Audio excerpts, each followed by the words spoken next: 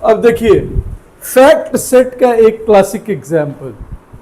Fact set में इसने कहा कि Mumbai has a population of around 20 million people, Pune's population is around 7 million, Nagpur has a population close to 3 million. बस ये बात कह दिया उसने।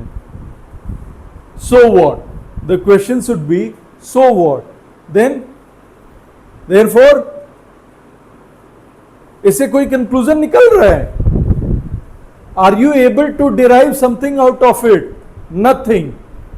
And that is why they are called fact set. क्या कहलाते हैं? फैक्ट्स हैं, because the conclusion is missing from this. Conclusion इनमें से मिसिंग है।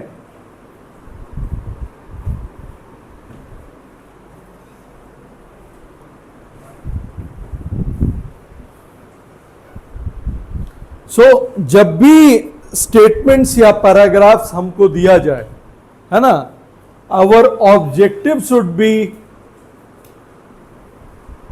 पहला कि ये आर्ग्यूमेंट है या सेट ऑफ फैक्ट्स है ना। पहला वाला आर्ग्यूमेंट था। आर्ग्यूमेंट कैसे? क्योंकि it has to have, any argument has to have a conclusion backed by, अगर फिर वही हमने कहा लास्ट में दिया हुआ था ना कि Gujarat must ensure renewable energy. अगर खाली हम कहते कि Gujarat must ensure renewable energy और उसके पहले वाली बातें कि एवरी इंडियन स्टेट वो and Gujarat is an Indian state, ये नहीं बोले होते, तब वो भी एक फैक्ट हो जाता। वो कंक्लूजन नहीं है। वो कंक्लूजन की संज्ञा तभी उसको दी जाएगी जब वो दोनों बातें भी कही हुई हैं। Statement number 1 and 2 they also are written. ठीक है। सो हमारा फर्स्ट मतलब फर्स्ट जॉब है, फर्स्ट ऑब्जेक्टिव है to clearly identify whether whatever is written is an argument और it is a set of facts with a missing head being the conclusion। ठीक है। So conclusion वाला statement, और हमने कहा कि कंक्लूजन वाला स्टेटमेंट जो है वो हो सकता है शुरुआत में हो सकता है बीच में हो सकता है एंड में हो, है ना। तो कंक्लूजन को आइडेंटिफाई करना इज वेरी इंपॉर्टेंट। और सो कंक्लूजन के बारे में हमने हमेशा आपको बताया है कि कंक्लूजन जो है ना वो बताता है कि व्हाट शुड आई बिलीव। आपको क्वेश्चन मिला, वो किसी ऑथर ने लिखा, है ना। जज लॉयर से कहेगा what should I believe, that my client is innocent, है ना, this I should believe, lawyer ने बताया। Now he will ask why should I believe that your client is innocent. So what will the lawyer do? He'll give a set of reasons. So those reasons are premises. Premises क्या हो गया? Reasons provided to support the conclusion. Whereas conclusion क्या हो गया? कि main statement or judgment derived logically from one or more premises, just like we saw. एक premise से भी कंक्लूजन निकल सकता है। बहुत गर्मी है, एसी चला दो। यहाँ पे बहुत गर्मी है, एक प्रेमाइस था, कंक्लूजन था एसी चला दो। 2 से हमने देखा every Indian state must work towards ensuring renewable energy. Gujarat is an Indian state, 2 fact, therefore Gujarat should ensure renewable energy.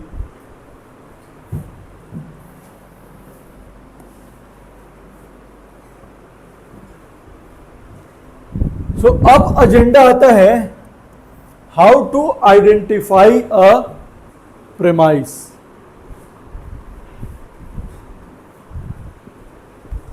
Why should I believe the argument? The जज will ask why should I believe the conclusion that you are saying that your client is innocent. ठीक है, तो हमने कहा ना कि premise जो है एविडेंस होता है। प्रेमाइस क्या होता है? इट्स एविडेंस या रीजन या फैक्ट, है ना, कुछ भी आप उसको इंटरचेंजेबल टर्म्स आप यूज कर सकते हैं। और कंक्लूजन आइडेंटिफाई करना हो तो उसमें क्या करना है? Try figuring out the main point. अच्छा, तो तुम फाइनली कहना, हम लोग बोलते हैं ना कि अच्छा ये इतना सब बोल रहे हो, तुम कहना क्या चाहते हो, है ना, तुम क्या कहना चाहते हो? तो वो मेन पॉइंट है कि इतना तुम बखान किए जा रहे हो, है ना, what essentially do you mean to say? So what essentially do you mean to say is the main point, and that main point is the conclusion. ठीक है, वो कंक्लूजन है। अब हमने जैसे बार बार कहा कि कंक्लूजन का सर्टेन इंडिकेटर्स होता है।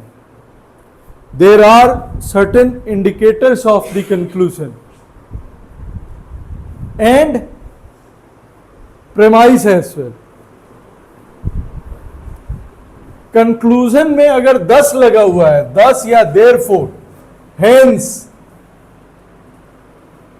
है ना, hence proved, sir hence proved, तो आपने रीजन दिया है क्यों प्रूव्ड, ऊपर आपने इलस्ट्रेट किया हुआ है। Consequently, clearly, that means clearly, so it follows that, accordingly, these all are what? Conclusion indicators. Whereas premise जो है, premise indicate करने के लिए because अगर लगा हुआ है, because क्या, क्योंकि में हम लोग क्या बोलते हैं, वही रीजन कोई देते हैं एक्सप्लेन करने के लिए, है ना। एसी चलाओ क्योंकि बहुत गर्मी है, तो क्योंकि, because,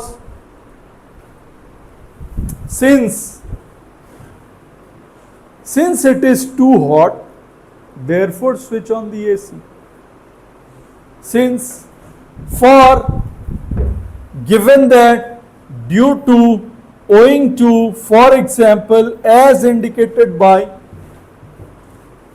all these are premise indicators. ठीक है, और आप जो पढ़ते हैं पैसेजेस में यही रहता है ना, कोई कंक्लूजन पैराग्राफ में भी कंक्लूजन दे रहा होता है, या अल्टीमेटली वो पैसेज जो है उसमें कंक्लूजन रहता है, सेट ऑफ रीजंस रहते हैं। कभी कभी ऐसा होता है कि कंक्लूजन जो है लास्ट में दिया हुआ है और हर एक पैराग्राफ किसी रीजन को इलेबोरेट करता है, रीजन को इलेबोरेट करने के लिए एक पैराग्राफ बन जाता है। That as well is possible, है ना। कभी कभी क्या होता है कि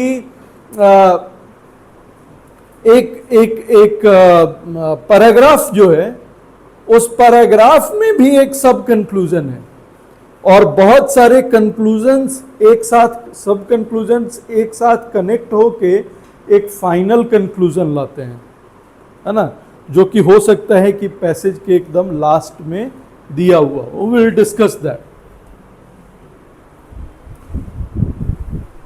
चलिए, तो यहां पे इंडिया के एनर्जी इन्वेस्टमेंट की बात कर रहा है। India must invest in solar energy because traditional energy sources are running out. So the premise is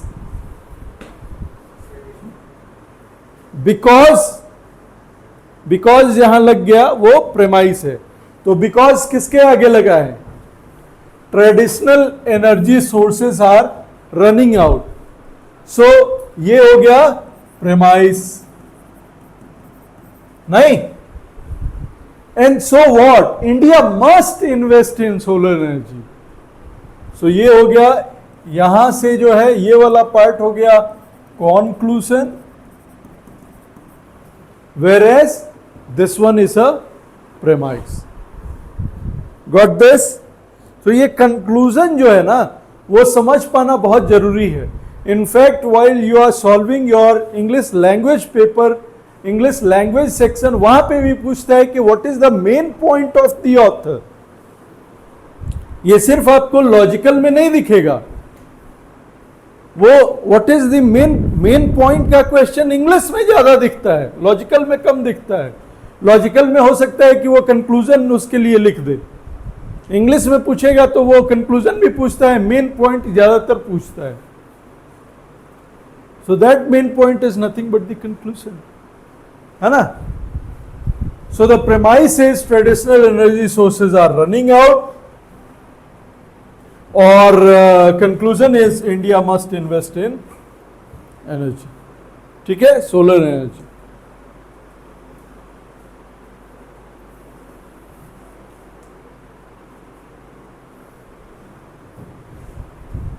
yes, यहां पे आपको आइडेंटिफाई करना है, लिखा हुआ है लॉजिकल रीजनिंग. अब the air pollution in Delhi has reached dangerous levels, therefore the government must implement stricter emission norms. So क्या एक्शनेबल क्या है, क्या एक्शन लेना चाहिए. हम लोग हमेशा बोलते हैं ना कि कंक्लूजन, कोई भी डिसीजन लिया जाता है ना, डिसीजन सर्टेन फैक्ट्स का आउटकम होता है ना. डिसीजन जो है सर्टेन फैक्ट्स के एनालिसिस का आउटकम है, and that decision itself is a conclusion, है ना. कि number of doctors in rural hospital आप बढ़ा दो तो शायद रूरल हेल्थ प्रॉब्लम जो है वो क्योर हो जाएगा, है ना. So actionable is what? Increase the number of doctors in rural healthcare centers. Public healthcare center PHC जो हैं उसमें number of doctors जो है आप बढ़ा दीजिए, है ना. That is a decision for the government. So that decision is a conclusion of something, that predominantly India's population lives in villages. या बोल दिया 80% of India's population lives in villages, but it has access to only 20% of the doctors who pass out from medical colleges. बात समझिए, 80% लोगों के लिए को सर्व करने के लिए मात्र 20% डॉक्टर्स हैं. It should have been other way round कि 80% पॉपुलेशन है तो 80% डॉक्टर्स रूरल एरियाज में होने चाहिए. सो गवर्नमेंट का ये आउटकम हो गया कि once the government should increase the number of doctors in rural health care centres. That's a conclusion. यहां पे कह रहे हैं कि the air pollution in Delhi has reached dangerous levels, therefore the government must implement stricter emission norms. So the conclusion is the government should implement stricter emission norms. And the premise is because air pollution in Delhi has reached dangerous levels. ठीक है,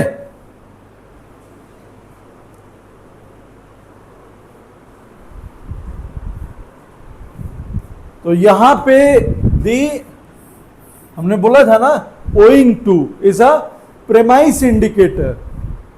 owing to क्या है? premise indicator है.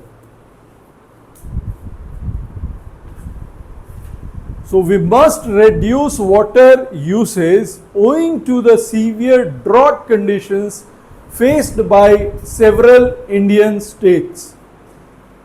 है ना?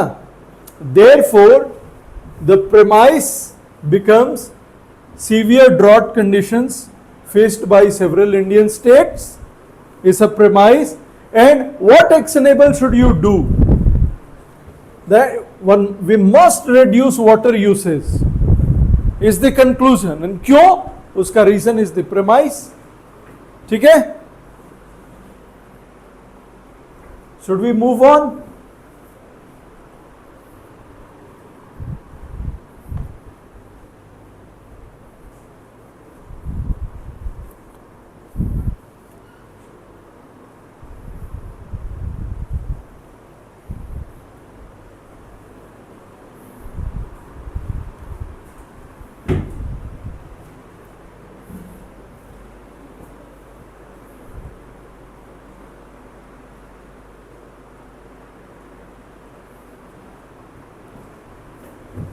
चलिए, yet another statement.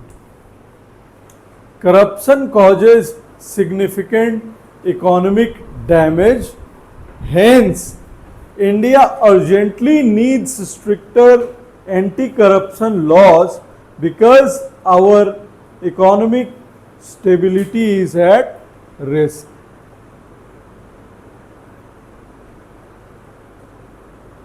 सो इसमें कितना प्रेमाइस दिख रहा है? 2 है ना। कंक्लूजन क्या है? एक ही है। क्या कंक्लूजन है? हेंस। हेंस हमने देख लिया, दैट मीन्स वो कंक्लूजन हमारा है उस हेंस के बाद वाला, India urgently needs stricter anti corruption laws is the conclusion, है ना। और प्रेमाइस क्या हो गया? The first premise of course, corruption causes significant economic damage, पहला वाला, है ना। हमने कहा था ना कि कंक्लूजन जो है वो शुरुआत में भी होता है, बीच में भी होता है, अंत में भी होता है। यहां पे आप देख रहे हैं कि कंक्लूजन बीच में दिया हुआ है। कंक्लूजन के पहले भी एक प्रेमाइस है, कंक्लूजन के बाद में भी एक प्रेमाइस है। So some people say that अरे कंक्लूजन मतलब ये हुआ कि वो अंत में लिखा हुआ होगा। नहीं, ऐसी बात नहीं है, कंक्लूजन बीच में भी लिखा जा सकता है। So you have to look for the conclusion in a smarter way, है ना। आपको जो है वो बढ़िया से देखना है, and you have to identify there are obviously certain indicators of it, hence being an indicator of the conclusion. ठीक है। So the other premise is our economic stability is at risk.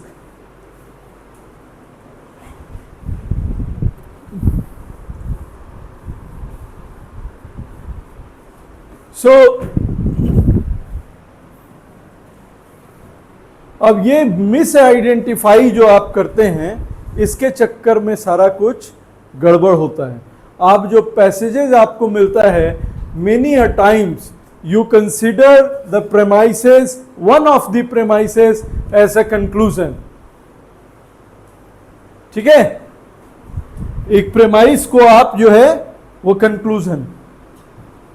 तो हमने बताया ना कि जब आपको कहा जा रहा है कि which of the following is strengthening the argument, तो आपसे एकदम पूछा जा रहा है सपोर्टिंग प्रेमाइस, रीजन पूछा जा रहा है। आप गलती क्या करते हैं कि उसके आंसर में कोई ऐसा स्टेटमेंट निकाल लेते हैं जो कंक्लूजन को लिख रहा है। तो आपसे पूछा गया प्रेमाइस आइडेंटिफाई करने के लिए, डायरेक्ट क्वेश्चन नहीं हो कि आइडेंटिफाई द प्रेमाइस, ऐसे डायरेक्ट क्वेश्चंस भी रहते हैं, but most of the times घुमा फिरा के पूछा जाता है। वो पूछेगा कि which of the following weakens the argument given in the passage above. तो वो आर्ग्यूमेंट कहने का मतलब है वीकेन द आर्ग्यूमेंट, कि कंक्लूजन और उसके साथ जो प्रेमाइस दिया हुआ है। तो हमको ऐसा प्रेमाइस निकालना है जो कंक्लूजन के अगेंस्ट जा रहा हो, मतलब एक काउंटर प्रेमाइस निकालना है। विल डिस्कस दैट, ये काउंटर प्रेमाइस क्या होता है।